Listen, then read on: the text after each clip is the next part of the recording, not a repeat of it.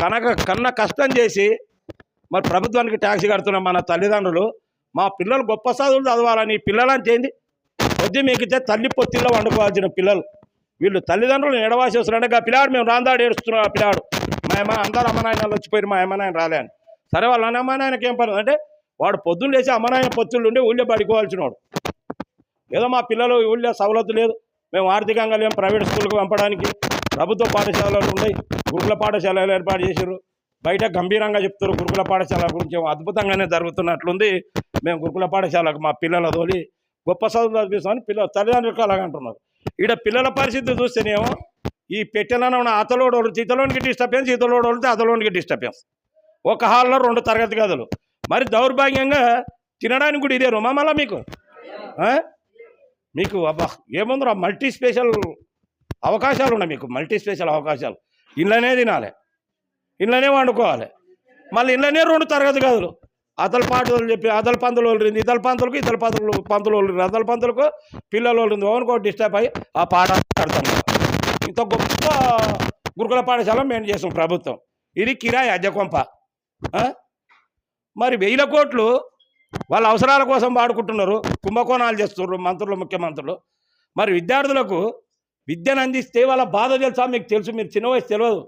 ఈ SC ST BC minority పిల్లలు వెనుకబడ్డ కులాల పిల్లలు చదువుకుంటే వాళ్ళకి తెలివి వస్తుంది తెలివి వస్తే ప్రశ్నిస్తారు మా హక్కులు మీరు కాల రాస్తున్నారు కష్టం మాదైతే సంపద మీరు తింటున్నారని మీరు విద్యావంతులు అయితే ప్రశ్నిస్తారు అనే భయానికే వాళ్ళు మిమ్మల్ని ఇట్లా అరిగోస పెడతారు ఇంకా మీకు ఏడా చదువు అప్పుతుంది రాబాయ్ తెల్లారు నిద్ర రాదు దోమల బాధ ఫ్యాన్లు తిరగాక కిటికీలు తెరుచుకొని ఉంటాయి దోమలు వస్తాయి వాన పెడితే చల్లగాలి పెడుతుంది మీరు నిద్రపోరు పొదాసనం ఇక పొద్దుగాలు లేచినాక ఉడికిందో ఉడుకొని చేసి తిని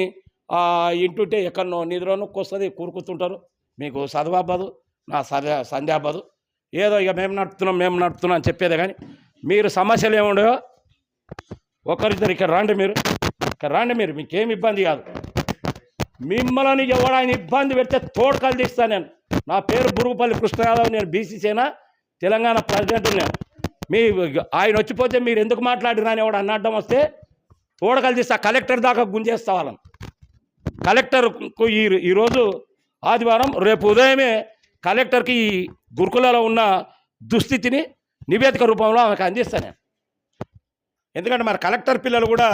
ఇట్లే అరికోస పడుతూ ఇంట్లోనే తింటూ ఇదో బాత్రూమ్ లాగా అయిపోయింది ఇది వంట రూమ్ ఇదే ఇక తిండి రూమ్ ఇదే చదువు రూమ్ ఇదే బెడ్రూమ్ ఇదే అంటే ఇంతమైన ఘోరమైన పరిస్థితి ఉంది ఇక్కడ ఈ పరిస్థితిని మేము ప్రభుత్వం దృష్టికి తీసుకుపోవాలి మీకు ఏమేమి సమస్యలు ఉండవు చెప్పండి సమస్యలు చెప్పండి మీరు సమస్య ఇగో మీకు కడుపులు నొప్పి లేస్తే మీ అమ్మకో మీ నాయనకో చెప్తారుగా మీరు చెప్తారా చెప్పరా ఒకసారి గట్టిగా చెప్పురి మీకు కడుపులో నొప్పి లేస్తే ఆకలి అయితే దూపు అయితే మీ అమ్మ నాన్నలను అడుగుతారా అడగరా అడగకుండా ఉంటే ఏమవుతుంది మీ ఆరోగ్యమే దెబ్బతింటుంది కదా తిండి లేక ట్యాబ్లెట్ లేక కాబట్టి ఇది మన ప్రభుత్వం మన సొమ్ముతోటి నడుస్తున్న ప్రభుత్వం మీకు ఓటు లేకపోవచ్చు మీ అమ్మా నాయనలు ఓటేసి నిలబెట్టి నడుపుతున్న ప్రభుత్వం మీరే ఈ సర్వహక్కులు రేపు మీరు ఇలాంటి ఇబ్బందికరమైన పరిస్థితులు ఉండకుండా మీరు మంచి వాతావరణంలో చదువుకుంటే రేపు ఇందులో ఉన్నవాళ్ళు కానిస్టేబుల్ కావచ్చు అటెండర్ కావచ్చు కలెక్టర్ కావచ్చు శాస్త్రవేత్త కావచ్చు ఒక డీజీపీ కావచ్చు ఒక సినిమా హీరో కావచ్చు ఒక రచయిత కావచ్చు ఒక ఎంఆర్ఓ కావచ్చు ఎంపీడీఓ కావచ్చు తరగతి గది నుంచే ఈ దేశ భవిష్యత్తు నిర్మాణం జరగచ్చిన ఈ తరగతి గదిలో చదువుకున్నోడే విద్యావంతుడై రేపు ఈ సమాజ నిర్మాణాన్ని నిర్మిస్తాడు ఈ సమాజం అభివృద్ధి కోసం పాటుపడతారు మీరు బాగలేకపోతే మీకు సరిగ్గా మౌలిక వసతులు లేకపోతే మీరు చదువుకోకపోతే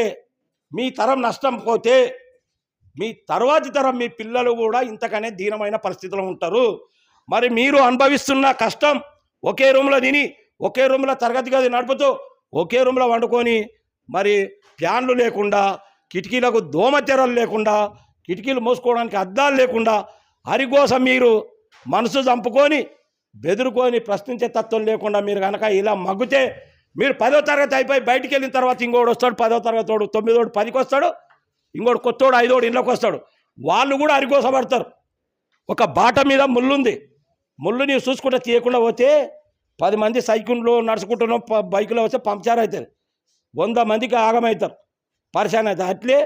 మీకు ఉన్న సమస్యలను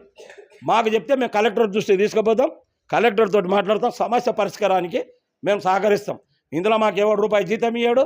మాకెవడో పెత్తందారి వ్యవస్థ ఉన్నది దీంట్లో. కాబట్టి ఎవడన్నా ఒకటి మాట్లాడండి, మీ సమస్యను మీరు మాట్లాడండి. రండి చిన్న, ఏం లేదు ప్రైవేట్ బిల్డింగ్, ఇది ఐటీఐ వాళ్ళది. ప్రైవేట్ బిల్డింగ్ అయినందుకు ఇవన్నీ వసతులు లేవు చక్కగా, ఏ వచ్చినా తొందర పాడవుతుంది.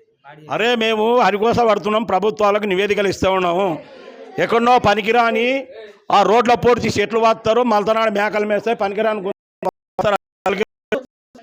దేశ